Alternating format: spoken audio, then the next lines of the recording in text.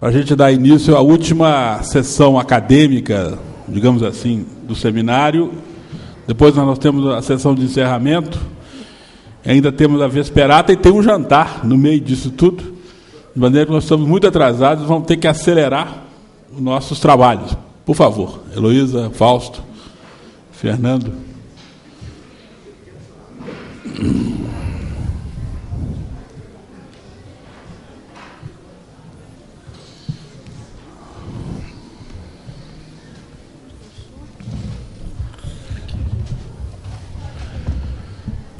Bom, boa noite a todos. Com muita satisfação que nós vamos dar início à nossa última mesa redonda, que tem o título de O Eclipse da Política. Essa mesa redonda foi pensada para debater, explorar, discutir um tema que me parece muito importante e que, de alguma maneira, nos últimos 2 anos, readquiriu um sentido especial. Digamos que nos últimos 20 anos, com a hegemonia neoliberal, né, a economia parecia ter tomado conta de tudo e, de certa maneira, ter expulsado a política, né, como se os mercados, da sua voracidade e, aparentemente, racionalidade, eficiência, etc., fossem capazes de conduzir o mundo para o melhor caminho, né? Vivemos durante uns 20 anos essa época em que a política parecia inútil ou desnecessária.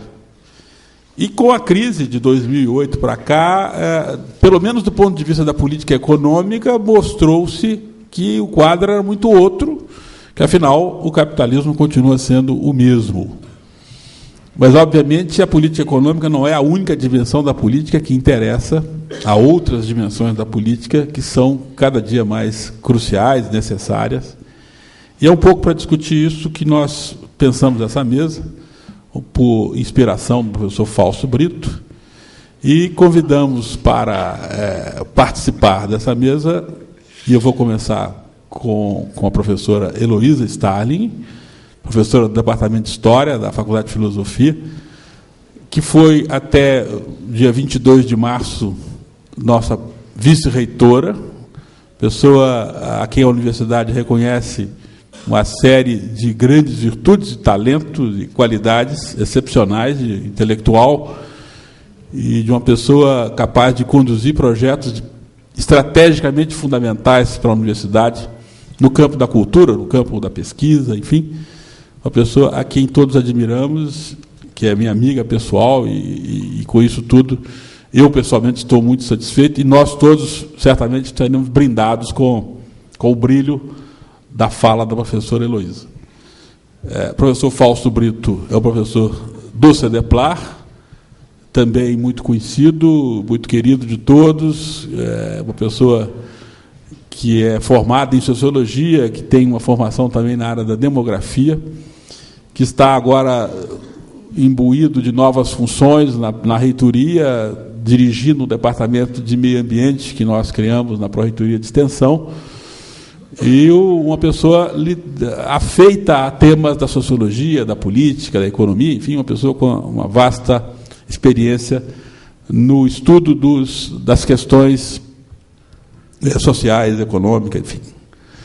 E temos aqui o professor Fernando Filgueiras, também da Fafiche, que eu não conhecia, e a quem eu agradeço de forma muito sincera por ter aceitado o convite de maneira pronta, mesmo na última hora, né? Nós tínhamos convidado uma outra pessoa, que por razões pessoais de saúde não pôde comparecer, e o professor Fernando se prontificou a nos atender, e isso tudo faz com que eu tenha que agradecê-lo mais do que um agradecimento, é realmente um preito de homenagem por essa disposição, por essa disponibilidade de ajudar a condução dos nossos trabalhos. Então, eu vou... a ordem... Não sei se vocês discutiram a ordem. Heloísa, ele e eu. Tá. Então, a Heloísa começa, eu vou chamá-la assim, apesar do seu magnífica pessoa, que foi e continua sendo, e depois nós vamos aos nossos convidados. Heloísa, eu acho que nós teremos que ter, no máximo, 15 minutos, não estourando 20, mas aí já é um pouco Mas você é sintética, você vai saber. Obrigado. Bom, boa noite. Eu queria agradecer ao João. Para uma faficheira, é uma honra e um privilégio comparecer a esse evento, né? A Fafiche tem uma grande vontade de ser a face em alguns momentos, e esse é um dos momentos que eu acho que a Fafiche tem muita vontade de ser a face, né? Eu vou tentar fazer uma coisa aqui um pouco arriscada, e vamos ver se vai dar certo, né? Eu gostaria de arriscar falar do tema dessa mesa a partir do ângulo da universidade, e, mais especificamente, a partir do ângulo da nossa universidade. Eu vou tentar explicar por que eu vou fazer isso e pedir licença a vocês para dizer que esse é um texto que eu fiz pensando no que eu poderia trazer para esse seminário, que eu entendo como um lugar muito importante da UFMG, e que é um texto, se for bom, que eu dedicado ao professor Zé Alberto, que vocês vão entender porque me ensinou muito a pensar esse tema visto do ângulo da nossa universidade, né? Me ensinou muito a viver o lugar que eu vivi nos últimos 4 anos. Eu tenho uma dívida com o Zé Alberto por esse ensinamento, né? Eu penso que a leitura, que pensar o esquecimento da política, ele tem chance de se sustentar, né, visto do ponto de vista da universidade, pelo seguinte, porque os saberes produzidos na universidade, eles têm como finalidade acrescer a nossa consciência do mundo. E, como aplicação prática, intramuros, né, esses saberes também estão voltados para a formação de um público. Vale dizer, eles estão voltados para o processo de construção de uma cena pública, de uma ágora destinada a proceder ao movimento de passagem ao mundo da política, né? Dito de outra maneira, a universidade está articulada aos procedimentos da ágora por conta da necessidade de dar caráter público àquilo cujo conhecimento, sem ela, estaria fechado no mundo acadêmico, né? Ela tem que transferir para o público um conhecimento que não deve permanecer encerrado entre os privilegiados que podem saber. Digamos, então, que a estreita relação com a política vem daí, dessa dupla tarefa de vincular o conhecimento ao seu valor público e convertê-lo em ação possível.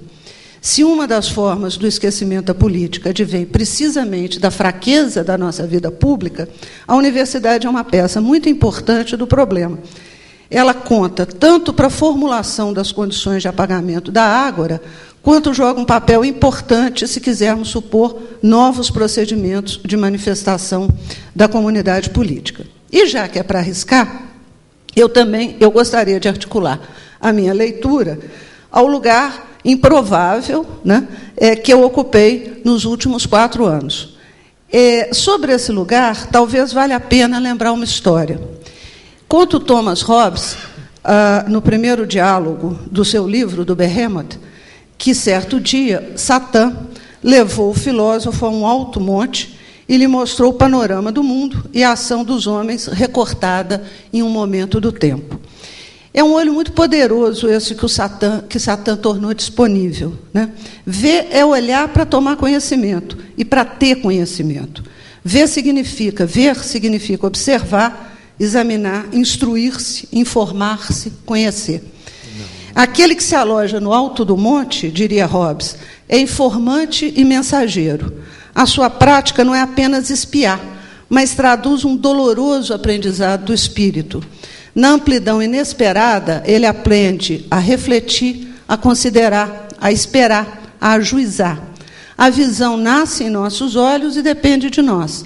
E, simultaneamente, depende das coisas e nasce lá fora, no grande teatro do mundo. Eu me arriscaria a dizer que, entre nós, na nossa pequena comunidade universitária, esse lugar montanhoso de que fala Hobbes, talvez se apresente no 3º andar da reitoria. É um lugar de condensação do olhar. As salas do 3º andar, elas expõem, nu e ao visível, o nosso íntimo e o do outro. Elas exigem que o até então espectador ou espectadora escolha entre a fascinação e a crítica.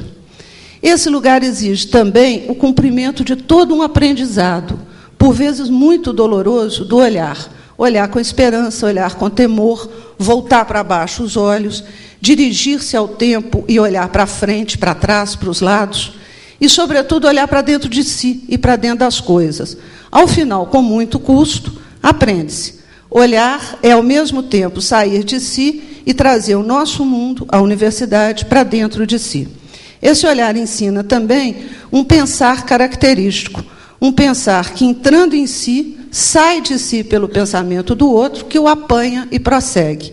E eu acho que, até hoje, a história da UFMG deve muito da sua trajetória de êxito a essa prática generosa do pensamento. Não sei avaliar, Zé Alberto, como eu saio desse aprendizado. Com um pouco de pessimismo e com algum humor, eu diria, como Alberto Caeiro, o heterônimo grego e pagão de Fernando Pessoa: sou fácil de definir, vi como um danado. Na profusão das coisas vistas e acontecidas, eu penso que a UFMG é uma universidade democrática, no caminhar de sua vida interna, no apreço que devotamos à qualidade de suas instituições decisórias, que vigem entre nós, sob a forma dos conselhos. Mas eu penso que ela hoje também é mais democrática pela resposta que ofereceu ao desafio histórico da democratização do acesso através da política de ampliação de vagas e das políticas de inclusão. Contudo, eu suspeito que haja um forte grau de apatia regendo o nosso avanço democrático. Entre nós, tem sido frequente o argumento de que a apatia é apenas um sinal da nossa maturidade democrática. Ela seria o reflexo tanto da expansão democrática da universidade, quanto do fato de que essa expansão se sustenta em direitos. E, uma vez que os direitos são respeitados, não há razão para se preocupar. A apatia, essa impassibilidade, essa indiferença calma, porém, ela é uma das faces do oblívio, que foi o primeiro nome que o João Antônio me disse para a mesa, né? Em um dos seus belíssimos poemas para Eugênia Câmara, o Castro Alves insistiu em chamar a atenção do leitor para essa perigosa dimensão de quietação do esquecimento, característica do oblívio, e o associou ao sono. Acho que o Castro Alves tinha razão. Já na sua origem, a nossa tradição ocidental considerava que o esquecimento é a mais dolorosa das experiências humanas. Ele é irmão da morte e do sono, e os gregos mencionavam o esquecimento como a verdadeira morte. Ele é o portador do silêncio, da indiferença e da obscuridade. Esconder-se ou esconder algo no esquecimento. O verbo esconder, esquecer, em grego, repare, ele é muito ambíguo. Eu me esqueço também pode ser entendido como eu me escondo. O que a gente esconde ou se esquece na apatia democrática são os mecanismos de dissipação da vida pública. A imagem mais forte que nós temos da ação desses mecanismos é a do recolhimento da polis. O recolhimento da polis indica o sentimento pensado e sossegado que alimenta o processo de fechamento do indivíduo sobre si próprio, sua disposição de se recolher, no que está aquém da comunidade política. O eu, o casal, a família, o laboratório, a pesquisa, a paróquia, o gueto. Esse processo de individualismo desabusado expressa, nos termos de Tocqueville, uma espécie de realismo sem ideal, que não é hostil à vida pública. Ele apenas nutre para com a vida pública um tipo de indiferença misturada com a desconfiança. Evidentemente que esses procedimentos de afirmação de si, eles são capazes de produzir um vasto repertório de relações infrapolíticas. Entre nós, na universidade, essas relações se manifestam de diferentes maneiras. Uma delas é o quietismo, uma forma de propor o absenteísmo em relação à participação na vida política e à defesa da idiotia. Uma parcela da nossa comunidade parece acreditar na ideia de que a política é inútil. Acreditam nisso por duas razões. Em parte, a política é inútil porque o saber pode tudo e as opiniões são vãs. Em parte, a política é inútil porque discutir é uma grande perda de tempo. Além de chato, atrapalha a eficácia das decisões. Outra manifestação da mobilização de relações infrapolíticas entre nós é a crescente tendência entre membros da nossa comunidade a se identificar com o seu grupo de pares, com a sua etnia, com a sua paróquia religiosa, com o seu gueto ideológico. Em qualquer dos casos, a polis inexiste. Tudo que não for eu, meu objeto de conhecimento, minha raça, meu grupo religioso, minha variante ideológica, me é estranho. Eu só me associo ou me solidarizo com aqueles que estão próximos de mim, que são, como eu, aqueles que são de casa. O risco de a intolerância graçar a partir dessas manifestações de identificação com o território de si é real. De um lado, são pessoas que abrem mão de uma exigência cara ao ideário da vida universitária, a de pensar com a própria cabeça, para deixarem-se guiar pela lógica das imagens mobilizadoras de crenças. De outro lado, sem ágora, só resta a rua. Uma terceira manifestação das relações infrapolíticas entre nós, ela aparece como resultado de uma espécie de fratura ocorrida nos procedimentos de configuração do espaço público no interior da nossa comunidade. É certo considerar que esse espaço foi efetivamente ampliado ao longo do tempo, em conexão direta com os mecanismos de participação e de organização democrática. Mas é certo considerar também que essa expansão acabou por naturalizar, quase que por toda parte, a ideia da regulação desse espaço nos moldes particularistas de representação de interesses sindicais, ideológicos, corporativos. A vigência dessa ideia, da ideia de que as vontades particulares constituem o mundo da política, também vem provocando outros tipos de retração e de fratura no campo do debate público, onde nós estamos julgando coletivamente a sorte da nossa pequena polis. A manifestação pública de gostos, preferências e sentimentos e a prevalência das noções de credibilidade ou plausibilidade avançaram sobre o flanco da formação de uma opinião pública. Para que algo seja aceito como real, basta que ele apareça na nossa imaginação como crível ou plausível. Nesse caso, quem é que perde? Perde em força na organização e na prática do nosso debate público, tanto o uso da objetividade, a veracidade ou não dos fatos que se relatam, quanto a paixão pela integridade intelectual, tão característica da vida da UFMG. Em troca, aumenta e se fortalece, como base de apoio na condução do debate público, dois procedimentos perversos: a coragem cibernética, para usar a expressão do reitor Ronaldo Pena, extremamente especializada na arte de negar, reescrever e alterar fatos diante dos próprios olhos daqueles que testemunharam esses fatos, e o papel dos grupos de representação de interesses na criação de versões para os fatos, a versão mais conveniente, a versão mais eficaz para os propósitos do seu criador. A palavra verdade, em grego, ela exprimia exatamente o oposto da palavra esquecimento. Para os gregos, a verdade significava o inesquecível, o não esquecimento. O primeiro elemento da palavra grega, aletheia, verdade, é formado por um prefixo de negação, a.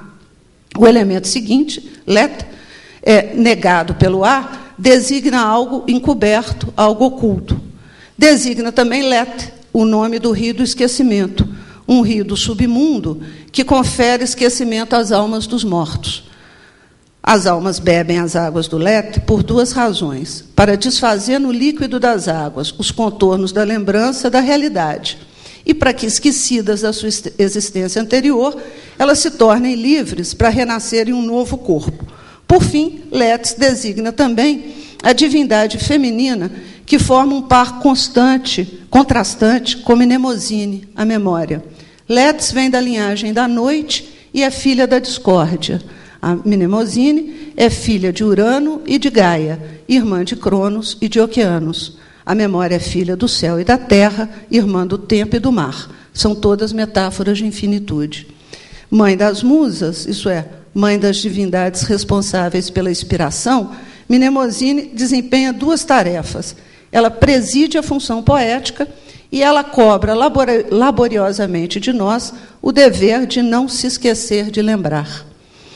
E, evidentemente, no nosso caso, da UFMG, o que estaria sendo esquecido ou obliterado, e, portanto, tornou-se alvo do interesse de Mnemosine, não é a política, estrito sensu, mas a política como uma atividade republicana, uma forma específica de relação que ocorre entre os homens no espaço comum da vida pública.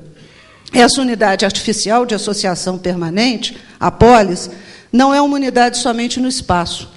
Ela dispõe igualmente de uma identidade no tempo que faz dela uma memória e um projeto, o lugar de uma experiência histórica passada e vindoura, real e imaginária. Tanto a construção de uma memória comum, quanto o sentimento de pertencimento, que realiza a distinção entre o lugar de dentro e o de fora, o próximo e o longínquo, o próprio e o estranho, são recursos indispensáveis para que a gente possa conceber entre nós e exercitar entre nós a experiência da polis. Um projeto público de universidade, ele carrega o desafio de propor alternativas para que nós reaprendamos a nos reapropriar da política. E isso inclui valorizar a realização da nossa própria experiência de polis. Vale dizer, valorizar um espaço entre nós, capaz de aperfeiçoar e desenvolver nossos procedimentos de formação de consensos e de polêmicas, e de fornecer mecanismos adequados para a construção democrática das nossas estratégias de futuro.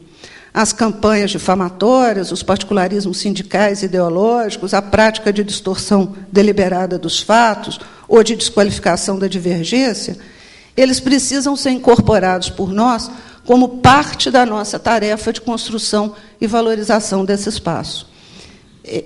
Isso eu aprendi com você.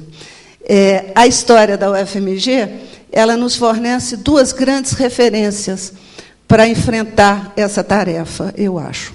A primeira faz referência àquilo que o reitor Zé Henrique dos Santos chamou a prática do diálogo desinteressado. É a tentativa de ver o que as palavras querem dizer e de perguntar sobre o seu significado. O diálogo é político no sentido mais forte do termo. Ele é o caminho pelo qual o pensamento cria política, num mundo que se pretende razoável e que quer efetivamente ser razoável. A outra referência é o acolhimento dos valores que tem como direção a construção do que é público, do que é comum. Valores que, uma vez acolhidos por nós, firmam o caráter, a maneira de ser, o ethos da nossa comunidade. E eu penso que nenhuma universidade hoje no Brasil tem um ethos tão forte e tão bem consolidado como o da UFMG. Nós não somos gregos, mas, se quisermos buscar formas de afirmação do lugar do cidadão na cena pública, inclusive no interior da nossa modestíssima comunidade política, é preciso que nós amarremos duas pontas. Uma, a referência a esse conjunto de valores que permite a cada um de nós agir num mundo muitas vezes difícil de ser compreendido. O repertório das famosas virtudes republicanas que visam o bem-agir no mundo público. A outra ponta, que nos permite encontrar no nosso tempo histórico as formas concretas que correspondem à realização dessas virtudes. Diante dos desafios que nós hoje enfrentamos na luta pela republicanização do Brasil, talvez essa seja a tarefa da UFMG, da polis universitária. Articular valores e conhecimento, ideias e ideais. E dar a isso caráter público, para que possa se transformar em ação possível. Amarrar pontas não deixa de ser também parte de um trabalho de memória. Afinal, se nós nos esquecermos da política, não há nenhuma garantia de que ela se lembrará de nós. Muito obrigada.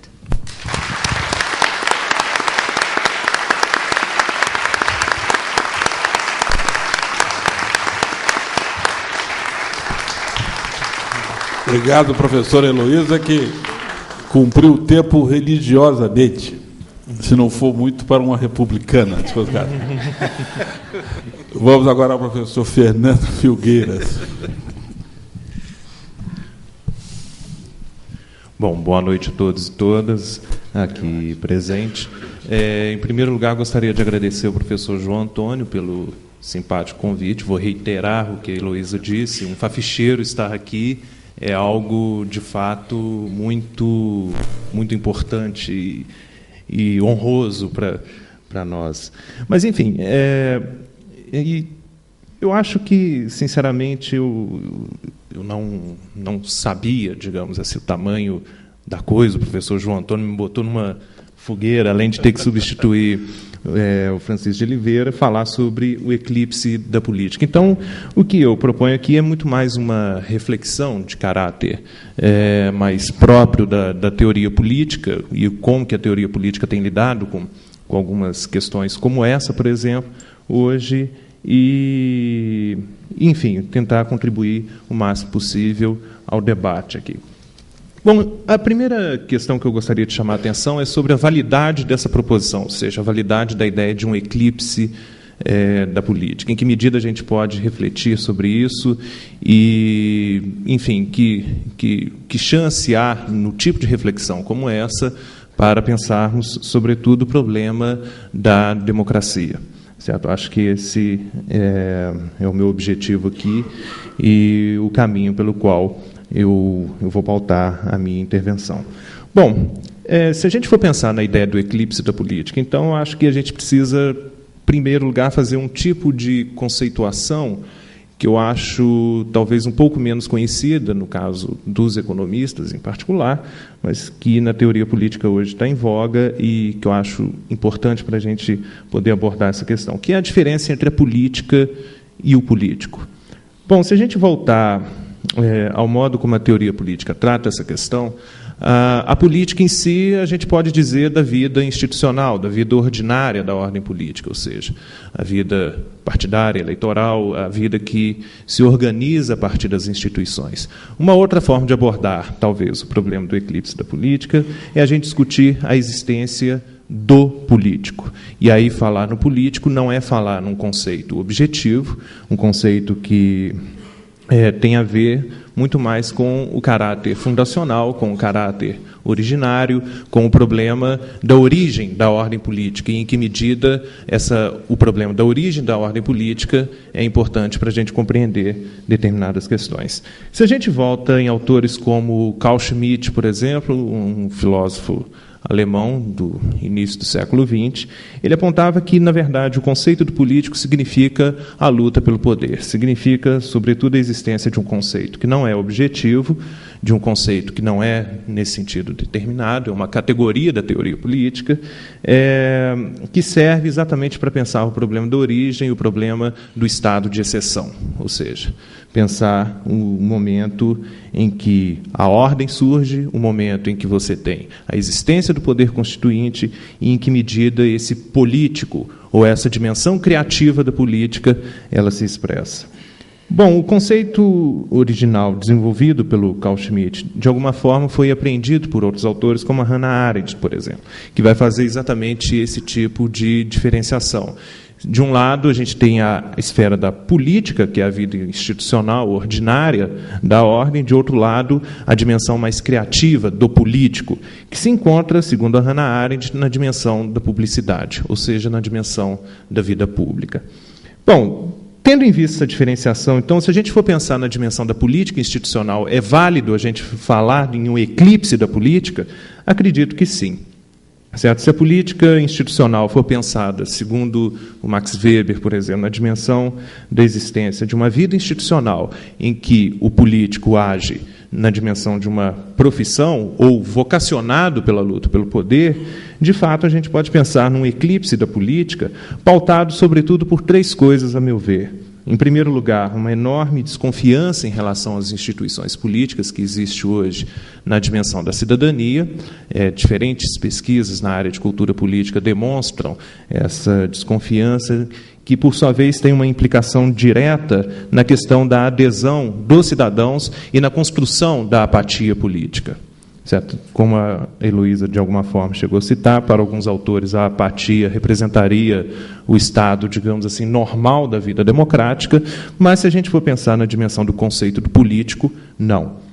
O segundo elemento, a meu ver, que provoca esse eclipse da política seria, e algo que eu estudo um pouco mais detalhadamente, o alargamento crescente da corrupção. Algo que não é específico ao Brasil, mas, de alguma forma, se tornou uma espécie de cotidiano, pelo menos nas democracias representativas. E o terceiro elemento, a meu ver, seria o esvaziamento da representação eleitoral. Ora, se na dimensão da teoria democrática a gente pensa que a origem do poder e a origem do poder legítimo, ela está exatamente na dimensão da representação eleitoral, essa enorme desconfiança e a crescente corrupção minam, e vou tentar, enfim, eclipsam a política, certo? Eclipsam essa vida institucional. Eu acho que a corrupção aqui, nesse sentido, ela não deve ser pensada apenas no seu caráter, digamos assim, monetário, contábil, ou dos custos que ela possa ter para o mundo público, mas eu acho que a corrupção pensada exatamente como a erosão da legitimidade. A meu ver, esse é talvez o principal problema. E o que a gente precisa pensar, ou talvez repensar, é a dimensão da legitimidade das instituições políticas, ou da legitimidade da política. Acho que esse que é o meu ponto.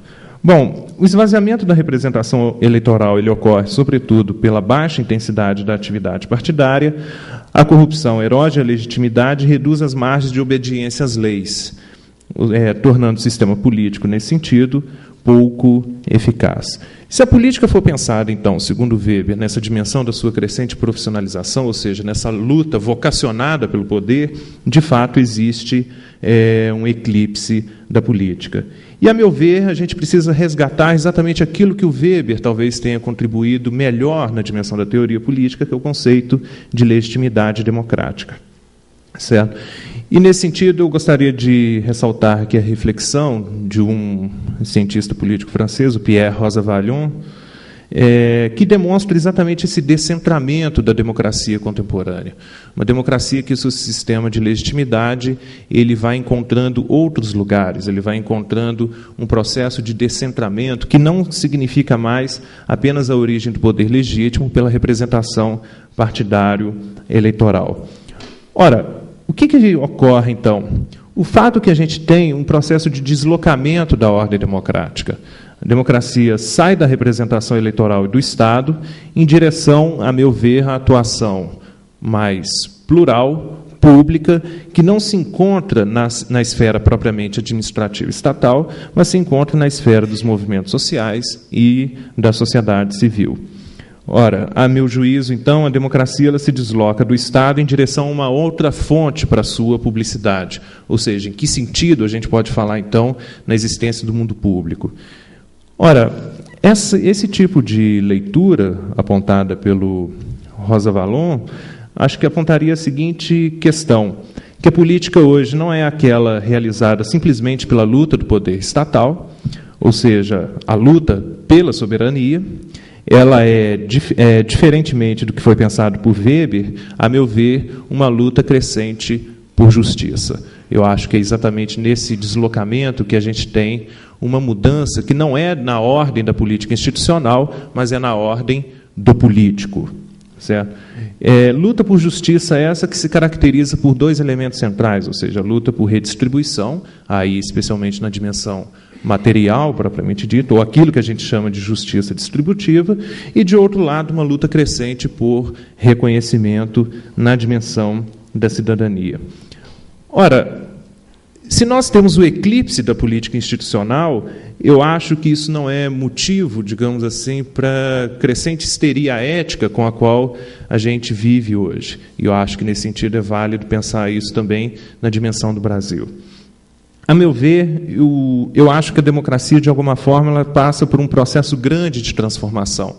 Transformação essa que significa exatamente as mudanças no seu sistema de legitimidade. Ora, uma legitimidade hoje que busca, sobretudo, a imparcialidade dessas instituições, então daí o crescente processo de judicialização da política, imparcialidade essa também que é, de alguma forma, uma demanda de justiça por parte da própria sociedade civil. E, de outro lado, uma legitimidade que, segundo Rosanvallon, se constrói também pela ideia de proximidade. Então, a ideia de justiça, de proximidade, a ideia de maior proximidade do poder em relação a um outro tipo de sociedade, que eu acho que aí é uma sociedade que não se caracteriza mais pela sua generalidade. Nós não temos uma sociedade, portanto, mais simplesmente dividida pelas relações de trabalho. Nós temos hoje uma sociedade cada vez mais plural, uma sociedade cada vez mais uma sociedade que cada vez mais se diferencia, uma sociedade que cada vez mais luta por justiça. Então, se a gente pensar na política institucional, existe o eclipse da política, mas a gente não pode pensar o eclipse da política tomando a política simplesmente como uma visão estreita da luta pelo poder. Certo?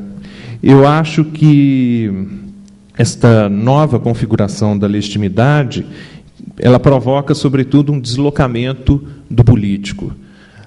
Então, a meu ver, é válido pensar o eclipse da política?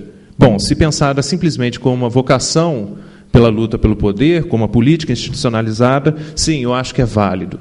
Mas, sobretudo, é importante nós ressaltarmos aqui os processos de transformações recentes pelos quais as democracias, e eu acho que aí, nesse sentido, inclusive, o Brasil, tem passado.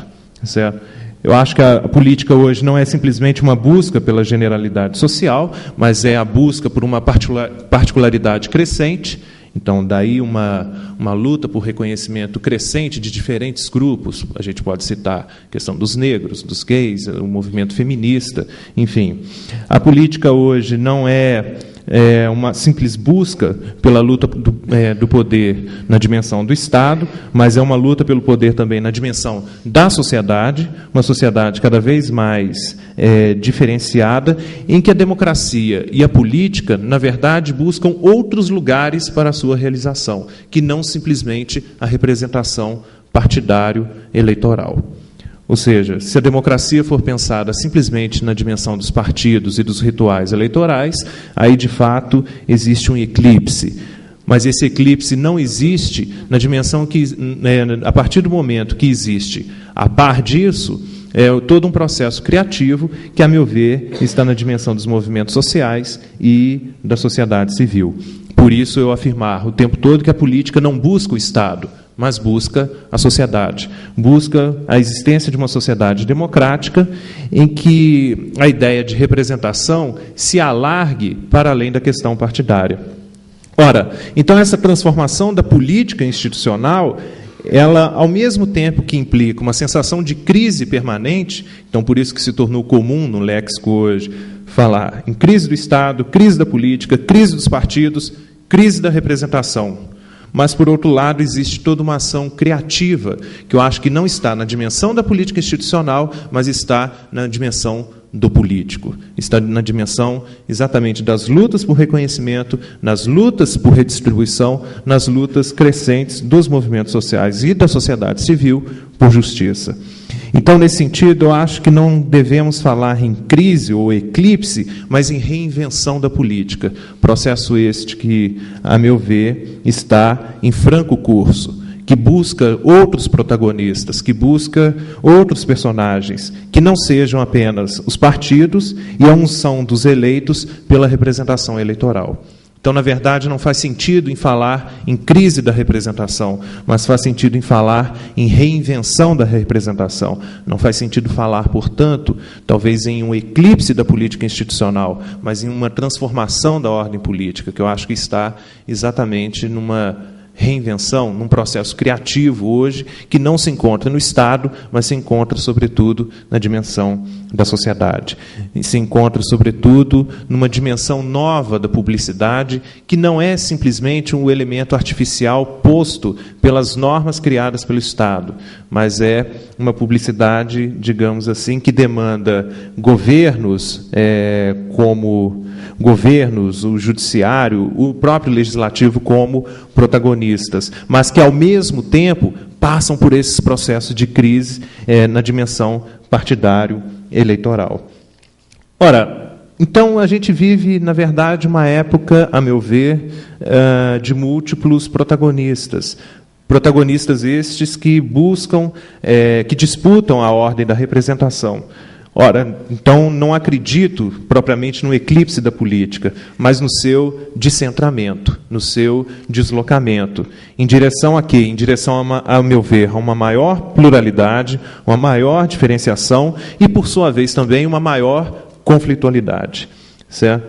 Problemas estes que, a meu ver, exigem, no fundo, um outro tipo de política, uma outra forma de representação. Representação esta que não ocorre simplesmente pelos rituais partidários eleitorais com os quais nós estamos já acostumados, mas por uma luta crescente por reconhecimento, por redistribuição, enfim, por uma luta crescente por dignidade da cidadania, que às vezes nem sempre encontra guarida na dimensão do Estado. E isso demanda, por sua vez, a meu juízo, uma ação nesse sentido criativa, que eu acho que está, não só no Brasil, mas como em outros lugares também, em pleno curso. O final, digamos assim, o desfecho desses novos protagonistas, a meu ver, ainda não ocorreu. E esse é um processo o qual está em curso, o qual nós vivemos e que ainda devemos aguardar, digamos assim, cenas dos próximos capítulos. Bom, eu ia fazer algumas intervenções aqui a mais sobre o Brasil, mas eu acho que o tempo vai extrapolar. Eu agradeço, muito obrigado.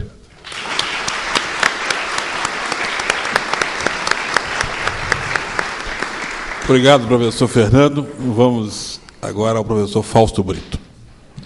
Bom, eu sou devidamente sincero comigo e com vocês. Sei que eu sou uma pessoa muito prolixa.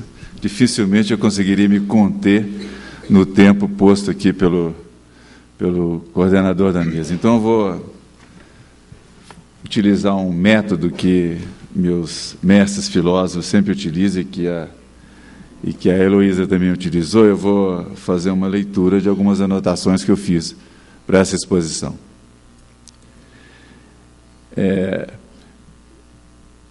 O eclipse da política, que é o título dessa mesa, é uma metáfora que eu acredito seja extremamente apropriada para compreendermos a realidade contemporânea.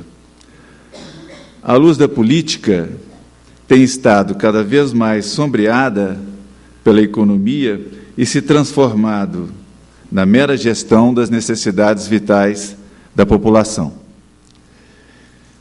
Essa é a tese que eu quero discutir com vocês aqui, de que a hegemonia, a expansão da política, a expansão da economia e todas as dimensões da vida tem sido decisiva no que aqui estamos chamando do eclipse da política. Vamos então. Hannah Arendt, uma filósofa que já foi citada aqui, toma como referência a polis grega, de onde emerge, todos sabemos, o conceito clássico de política, para compreender a realidade contemporânea. No modelo grego, temos uma nítida separação entre o espaço público, o espaço da política, e o espaço privado, pré-político, onde as necessidades básicas são satisfeitas. A distinção não implica em separação, não são dois mundos diferentes, aliás, não são dois mundos desarticulados. Porém, o espaço privado é o mundo da economia, onde se garante a reprodução da sociedade, a satisfação das necessidades da família e da população. Há uma nítida hierarquia social nesse mundo, com base escravocrata, não é o espaço da liberdade, mas da satisfação dos interesses privados. A liberdade só se realiza na polis, no espaço público ou da política, onde prevalece a igualdade e a isonomia. A polis construída em volta da ágora é o lugar da ação política, da participação, onde do pluralismo e do conflito se sobressai o interesse público. Dois mundos diferentes, um da política, da liberdade e da igualdade diante da lei ou da isonomia, outro da economia, ou da organização necessária à satisfação das necessidades humanas, baseada na hierarquia e na escravidão. A metáfora do eclipse da política pode ser entendida quando o mundo da política, o espaço público, é eclipsado pelo mundo da economia ou da satisfação das necessidades. Evidentemente que esse modelo grego, utilizado por Hannah Arendt como referência analítica, é um conceito limite dentro da sua tradição fenomenológica. Mas, na política moderna, que se constitui, ou a democracia liberal, que emerge com os contratualistas e se efetiva com as revoluções americanas e francesa, na segunda metade do século XVIII, o indivíduo, com seus direitos consagrados, surge como sujeito soberano, como cidadão ou como povo, limitando o poder do Estado, assegurando o exercício da vontade geral. Entretanto, a história do liberalismo é também a história da emergência do homo econômicos. De fato, segundo Foucault, a história do liberalismo pode ser contada também como a história do confronto entre o sujeito jurídico e o sujeito político, o cidadão, dotado de direitos ou de classes com as conquistas sociais consagradas, assegurando o exercício da vontade geral, por um lado, e, por outro, o sujeito econômicos, o homo econômicos, guiado pelo utilitarismo, um animal laborans, como conceitua Hannah Arendt, aquele que somente produz e consome. Segundo Foucault, seria o confronto entre o exercício da cidadania na busca da vontade geral e o agir utilitarista do homo econômicos buscando o interesse particular como caminho para encontrar o interesse comum. Mais uma vez, o confronto entre o espaço público ou da política e o espaço privado da economia e do mercado, dois níveis que coexistem conflituosamente. A arte liberal de governar, segundo Michel Foucault, é lidar com esse conflito, ou seja, governar de acordo com as normas do direito, com as leis resultantes do contrato firmado na Constituição, sem infringir as leis da economia. A experiência do estado de bem-estar social talvez seja o resultado histórico melhor sucedido da gestão desse equilíbrio. Evidentemente, moldado principalmente no pós-guerra, pela força dos movimentos sociais e pela resistência antitotalitária, consagrada pelos direitos humanos de primeira e de segunda geração, os chamados direitos econômicos e sociais. Tivemos um período anterior ao estado de bem-estar social, no qual o desenvolvimento do capitalismo e da experiência da democracia, na qual a economia desequilibrava a gestão liberal, o mercado se impunha e o progresso científico acelerado fincava a ideia de um progresso técnico ilimitado. A grande crise de 29 e a experiência totalitária do nazismo e do stalinismo colocaram uma trágica inflexão na experiência da democracia liberal, sobre a qual não temos tempo de comentar, mas os seus resíduos, sobre os quais falaremos agora, são facilmente reconhecidos ainda hoje. Vale sublinhar que foi justamente na experiência totalitária que se deu o eclipse total da política. Gostaria de falar agora, para concluir dentro do prazo colocado pelo João Antônio, gostaria de falar do período contemporâneo. Gostaria de falar, para concluir, sobre a política no chamado neoliberalismo. Estou utilizando aqui um conceito formulado por Foucault, muito anterior às generalizações conceituais após o consenso de Washington. Depois da derrocada da experiência socialista e da crise do estado de bem-estar social, no âmbito de um processo de profunda reestruturação produtiva e de intensa globalização da economia, emerge uma ideologia a qual Foucault chama de neoliberal, com fortes consequências sobre a economia, a sociedade e, muito particularmente, sobre a política, que é o nosso interesse. Essa ideologia, segundo Foucault, se forma historicamente nos Estados Unidos como uma resistência particularmente ao estado de bem-estar social. Mas ela tem outras características. Tem como um dos seus fundamentos, do ponto de vista teórico, a teoria do capital humano transformada no discurso para uso científico de uma ideologia viva, centrada na compreensão do comportamento humano, na compreensão das decisões humanas na perspectiva da escolha racional, em particular no trabalho e na educação, mas não só. A eleição do mercado, outra característica, como uma reificação, um Deus ex machina, como juiz do Estado e da conduta humana em todas as suas dimensões. As suas normas de funcionamento, as do mercado, invadem todas as esferas da sociedade, transformando-se em padrão de racionalidade para a escolha e para a conduta social de uma maneira geral. O indivíduo virtuoso ou dotado de excelência, que a sociedade e a economia atribuem méritos, é aquele que assimila as regras do mercado e sobrevive, seguindo-as, à acirrada competição social. O mercado, Deus ex machina, assume a função de operar a justa, entre aspas, distribuição de riqueza e a alocação adequada das pessoas dentro da estratificação social, como um Darwin social, selecionando a melhor espécie dos coroados de méritos. A ideologia neoliberal assume a sua plenitude. Ela é, ao mesmo tempo, modo de vida e modo de pensar. Ela é modo de vida impregnando os indivíduos com os valores do mercado, decorrentes das suas leis tornadas naturais, e também modo de pensar, porque os indivíduos apreendem o mundo através da perspectiva do mercado. Essa nova ideologia materialista recorre às leis da economia ou do mercado como se fossem as leis da história. A história se restringe aos estreitos limites do presente, pois o passado é negado como se houvesse uma ruptura. E o futuro, com o fim das utopias, é uma pálida projeção do presente, geralmente cenários construídos. Surge um novo materialismo, não histórico e não dialético, onde o presente já se constitui como síntese. O que é a política nessa sociedade operária, como diria Hannah Arendt, ou nessa sociedade de animal laborants, de homens que primordialmente produzem e consomem?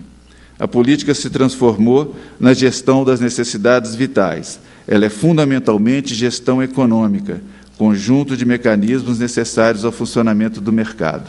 O cidadão, aquele que participa da vida pública, cede lugar àquele que produz e consome, que quer vencer a acirrada competição social. O cidadão cede lugar ao empresário de si mesmo. Mas o que seria o espaço público nesse contexto? Evidentemente, o mercado não é um espaço público. O mercado é o espaço do exercício. Perdoe-me. O mercado não é um espaço público, é uma mera articulação dos interesses privados. Ele não é o espaço do exercício da liberdade fundamental, a política, mas o espaço da satisfação das necessidades. E aqueles que ficam à margem desse mercado, vencidos pela seletividade social, resta apenas as políticas públicas de transferência de renda, para inseri-los nas margens da economia e na vida política, não como cidadãos, mas cooptados pela satisfação das suas necessidades básicas de preferência, de sobrevivência. A consequência política fundamental é que a administração dos interesses privados assume importância pública e, para isso, funcionam as instituições políticas. Na sociedade operária atual, o eclipse da política pela gestão econômica das necessidades vitais da população é um dramático resíduo das sociedades totalitárias. Nas sociedades totalitárias, o eclipse foi total.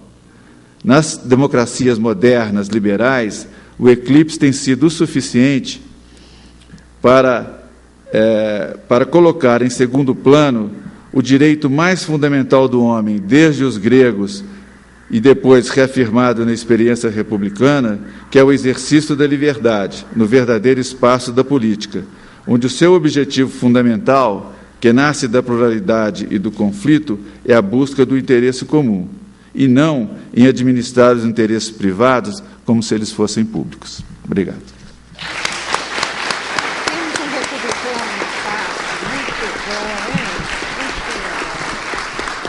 Obrigado, professor Fausto. Eu queria agradecer muito à mesa desse seminário que os que estivemos aqui desde o início somos testemunhas em que houve vários momentos importantes e luminosos. Nós encerramos com uma mesa também de grande qualidade, o que nos presenteou a todos, aos que resistiram bravamente até aqui, com essas belas falas. Eu queria agradecer, pedir aos professores Fausto, Fernando e Heloísa que continue o debate, se for o caso, pela noite adentro de Diamantina, ou daqui por diante, para a gente poder agora encerrar. Quero chamar os professores José Alberto e Hugo, vem para a mesa aqui, para a gente poder fazer o encerramento e podermos depois o jantar e depois a vesperata em seguida. Nossa, aí não me espera. Não, pode ficar.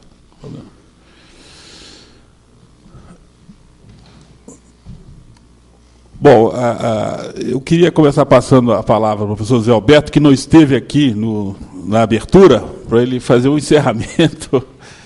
É de praxe, ele é diretor da faculdade e é um dos fundadores do CEDEPLAR, nosso mestre maior na construção dessa instituição. que fizesse a saudação dele de encerramento, depois passar para o Hugo, que é o diretor, vice-diretor, e que aqui representa o diretor Mauro, que também, por razões profissionais, não está aqui conosco. Como colocar o professor João Antônio, não pude estar na primeira vez na abertura do nosso seminário, que a gente tinha assumido o compromisso. E, na verdade, eu tenho dificuldade de dizer da enorme honra que é a faculdade obrigar o CEDEPAR, né, porque a minha vida é tão sinônima com o CEDEPAR que, na realidade, qualquer palavra que eu disser aqui se torna suspeita. Mas eu quero dar um depoimento, porque esse seminário foi extremamente denso, de muito boa qualidade, nas sessões plenárias, e essa sessão que acabamos de encerrar.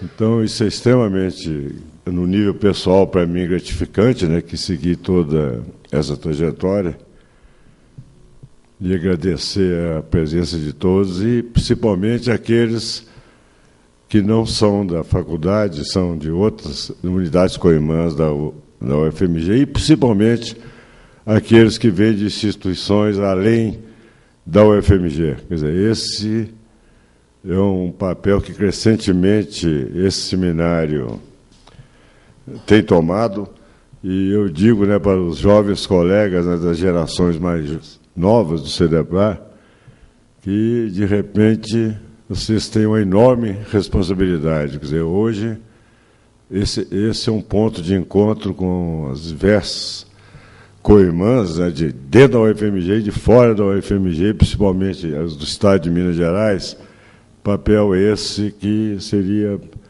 dificilmente substituído por outra instituição. Então, a história desse seminário, quer dizer, na realidade, está se tornando uma obrigação cada vez maior, que a gente faz com muito orgulho, de assumir esse papel dentro da UFMG e com as outras unidades, principalmente do Estado de Minas Gerais. Muito obrigado. Obrigado, Zé Alberto.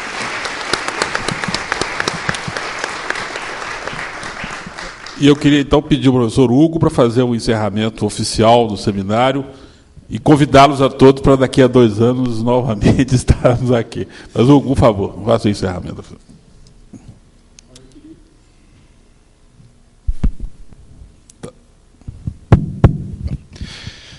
Eu queria começar dizendo que um seminário como esse não se faz sem uma série de requisitos. Um seminário como esse, muitas vezes a gente vem a eventos desse tipo quase naquela postura do consumidor, de alguém que vem para fruir, aproveitar algumas coisas que são oferecidas, boas falas, bons textos, boas conversas, boa companhia, né? Mas um evento como esse se faz com uma série de outros requisitos. Em primeiro lugar, um evento como esse se faz num espaço, num lugar determinado. E esse evento em particular tem um lugar muito especial, que é muito caro para nós, que é a Diamantina. Então, eu queria começar agradecendo a cidade de Diamantina, as pessoas de Diamantina, pela recepção que elas nos dão, todas as vezes que a gente vem até aqui, né? E reiterar o compromisso nosso com essa cidade, né? A percepção que a gente tem enquanto CEDEPLAR, eu até ouso dizer enquanto universidade, né? Do compromisso que nós temos com essa região, né? Um seminário como esse também não se faz sem recursos. Então, acho que também é o momento de agradecer o apoio de uma série de instituições que viabilizaram a realização dele. Não vou citá-las uma a uma, estão todas aqui, né, nesse banner aqui na mesa, e vocês, a essa altura, sabem quais são, né? Então, mas quero agradecer, sinceramente, cada um dos apoios que viabilizaram a realização do seminário. Um seminário como esse é um lugar de reunir pessoas, mas também é um lugar de reunir instituições. Um seminário como esse não se faz para além nem fora de instituições. E eu queria começar agradecendo o apoio da UFMG, e aí eu tomo a liberdade, peço licença aos vários representantes da UFMG para agradecer esse apoio na pessoa do decano da universidade, do professor Zé Alberto, ainda mais depois das palavras que a Heloísa proferiu aqui,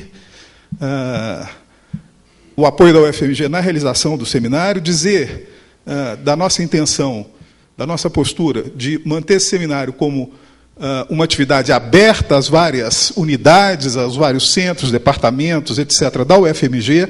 É um seminário também de faficheiros, é um seminário também do pessoal da Letras, do pessoal do IGC, de outras tantas unidades da universidade. E, como disse o Zé Alberto, é também, e fundamentalmente, um seminário que pretende trazer outras instituições, outras universidades, outras instituições de pesquisa que tiveram aqui, né? É nossa intenção, é nosso compromisso manter, né, essa característica que a gente valoriza muito, acha que é muito importante. Um seminário como esse também não se faz sem pessoas, né? E aqui eu queria começar agradecendo a participação de todos que vieram, né, que estão aqui conosco até agora, mas também, especialmente, de novo, tomo a liberdade para fazer isso em nome de Maristela Doria, agradecer o trabalho, o esforço de meses, né, de um conjunto, de uma equipe grande de pessoas, do CEDEPLAR, de outras unidades da universidade e, inclusive, de fora dela, né, que foi essencial, né, para viabilizar a realização com êxito desse evento. Então, são muitas pessoas, Simone Sete, Simone Cássia, Carolina, Kátia, Ângela, Andréia, enfim, uma lista de pessoas. Eu não deveria ter começado a listar, porque certamente estou deixando de fora muita gente, mas faço questão de registrar esse agradecimento aqui. E, finalmente, eu tomo a liberdade para com o Brecht para dizer que há homens que vêm ao seminário de Diamantina uma vez e eles são bons. Homens, pessoas, que vêm a Diamantina uma vez e são bons. Há homens, pessoas, que vêm ao seminário de Diamantina muitas vezes e eles são melhores. Há aqueles que vêm sempre, e esses são muito bons. Mas há aqueles que, além de virem sempre, organizam sempre o seminário de Diamantina. E esse é alguém imprescindível. É alguém que encarna o espírito desse seminário melhor do que qualquer um de nós. É claro que eu estou me referindo ao professor João Antônio de Paula.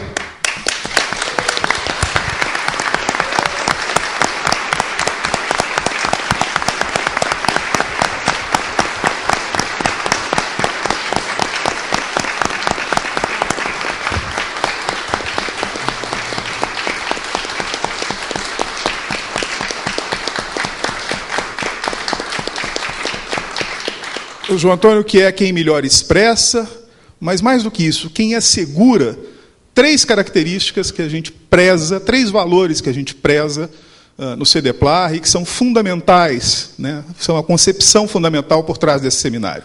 O pluralismo teórico, a interdisciplinaridade e a abertura para as dimensões mais amplas da cultura, né? Eu acho que, sem ele, o seminário provavelmente não teria essa cara, certamente não teria essa cara. Então, eu queria fazer esse registro, esse agradecimento muito especial. É isso. Muito obrigado, e com isso eu finalizo esse nosso seminário.